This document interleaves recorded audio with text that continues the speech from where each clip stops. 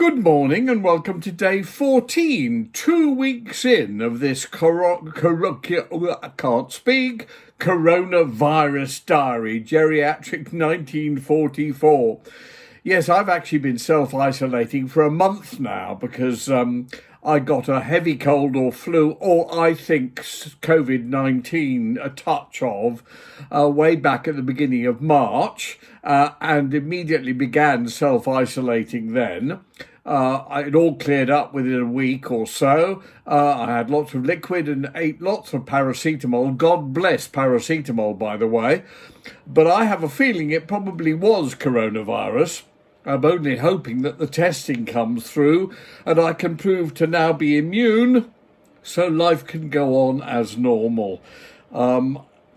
Seeing the Queen last night was fantastic. What a lady she is. She looks 20 years younger than she is. She sounds 20 years younger than she is. In fact, she sounds and looks exactly the same age as me, 75, whereas in fact she's nearer 95. Unbelievable woman. I've always adored her and the royal family, especially Philip, who's very much my kind of person, as you probably guess.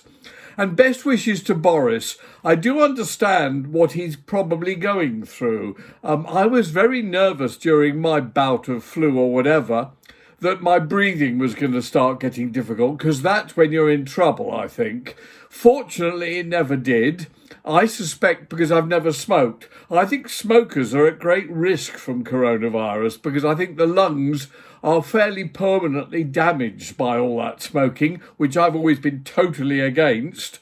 But still, what do I know? I am no professional.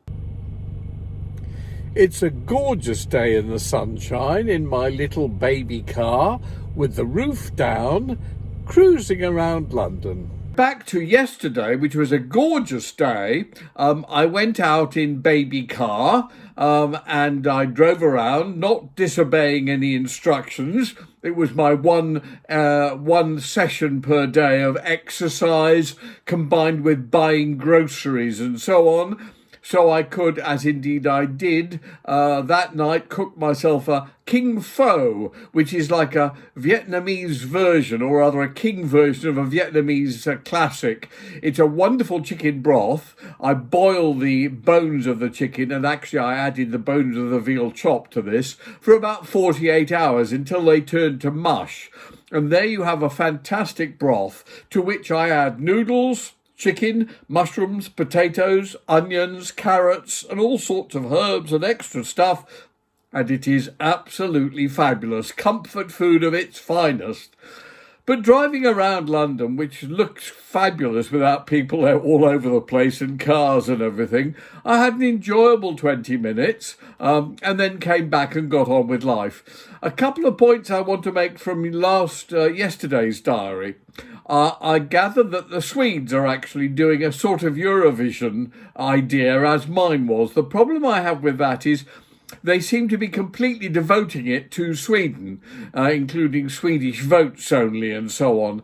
Now, that to me is a mistake. You need to be global. You need to link up with YouTube. Hello, YouTube, or somebody like that, and make it an entirely planet-based Eurovision, please, even though it's unofficial.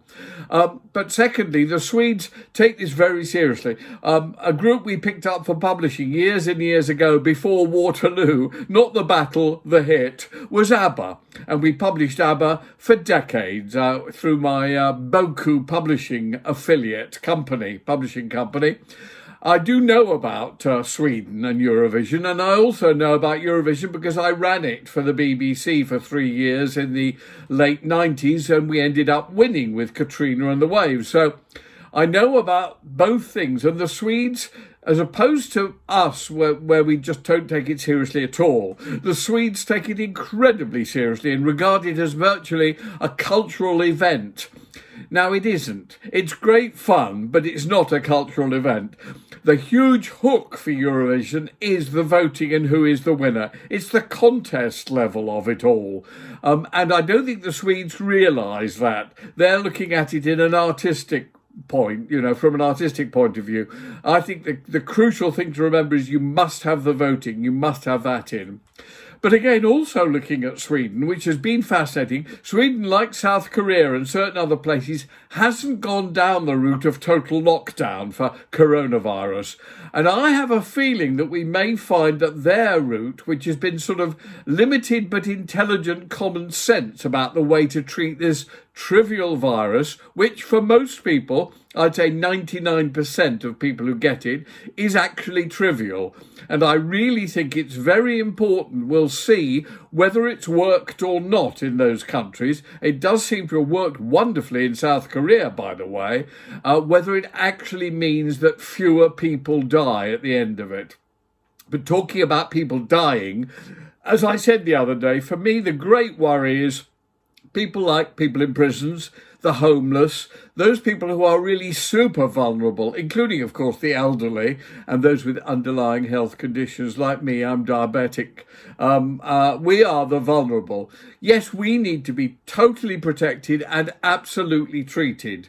But the worry I have is that by doing it the way we're doing it and wrecking the world economy, we're ignoring some of those areas that really need help much more. I think specifically the refugee camps, of which there are many around the world, the Rohingyas near Burma in Bangladesh for a start. That's an incredible, huge camp of 1 million people. Now, for me, I'm very worried that the coronavirus spreading there could kill thousands of people in that tiny area of 1 million people. My only hope is that if, as I suspect, coronavirus is actually a fairly trivial virus, an awful lot of the people there will get it and just like I did, like a cold, if it was coronavirus that I got, like a cold or flu, will get over it in a few days' time. And that the elderly and the vulnerable and those at the end of the scale who are very, very endangered by it may survive, because I think what they've been through already has probably meant that their immune system is really ramped up to actually avoid something like this having a really bad impact.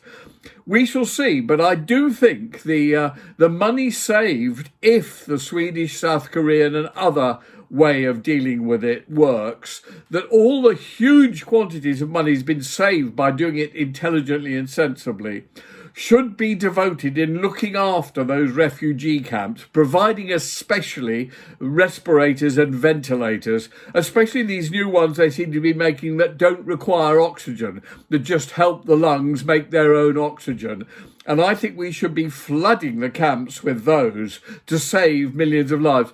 Again, another silver lining of this whole madness has been it has shown us how we're not doing what we should do for the vulnerable in the world, i.e. refugees. And that's a problem which has not been correctly addressed. I've been appalled by the way we, as normal human beings, have been behaving. Of course, it's we as normal human beings who give millions and billions to charity to try and help these people, and that's the side of humanity that I love.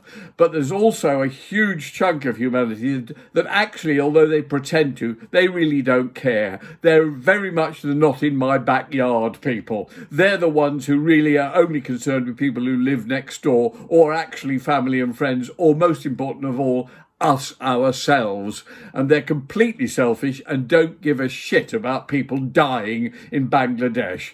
There you go. That's my 4 halfpence worth. See you tomorrow on day 15.